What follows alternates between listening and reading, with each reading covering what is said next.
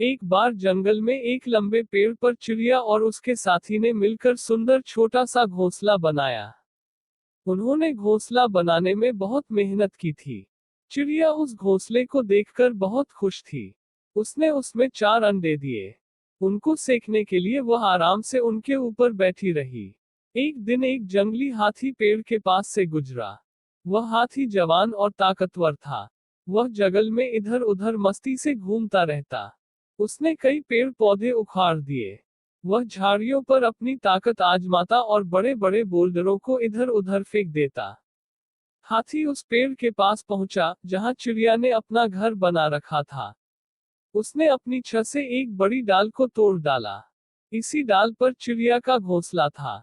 घोंसला नीचे जमीन पर गिर गया और सारे अंडे टूट गए। चिड़िया जोर जोर से रोने लगी। हाथी अपनी मस्त चाल से अपने रास्ते चला गया। थोड़ी देर दुख मनाने के बाद चिड़िया ने अपने पति से कहा कि मुझे इस हाथी से इसकी करनी का बदला लेना है। मुझे कुछ करना पड़ेगा। मेरी रानी, हम हाथी का कुछ नहीं बिगाड़ सकते क्योंकि वह इस जंगल का सबसे ताकतवर जानवर है और तुम केवल एक चिड़िया हो। अच्छा है, तुम अपने गम को भूल जाओ। हम एक नया घोंसला बनाएंगे और फिर तुम उसमें अंडे देना। मैं एक छोटी चिड़िया जरूर हूं पर मैं चतुर हूं। मैं हाथी से बदला लेने के लिए तरकीब लगाऊंगी।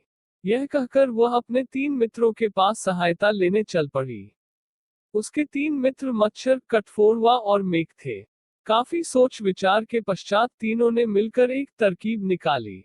मेघ ने मच्छर से कहा, तुम हाथी के कान के पास जाकर जोर से मीठी आवाज में गाना गाना। मेघ को पता था कि हाथी को गाना सुनना अच्छा लगता था। वह गाना सुनकर औंख बंद करके झूमने लगेगा।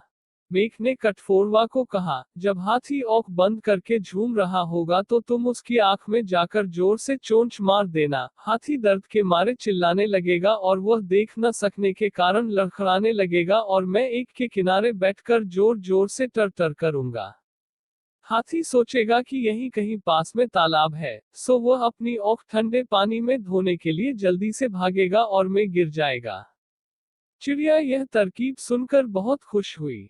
अगले दिन ही तीनों ने इसी तरकीब के मुताबिक काम किया।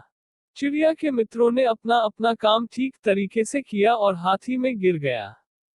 जब छोटे छोटे मित्र मिलकर काम करें तो बड़े से बड़े शत्रु को भी गिरा सकते हैं। बाद में चिड़िया अपने पति को यह खुशखबरी सुना रही थी।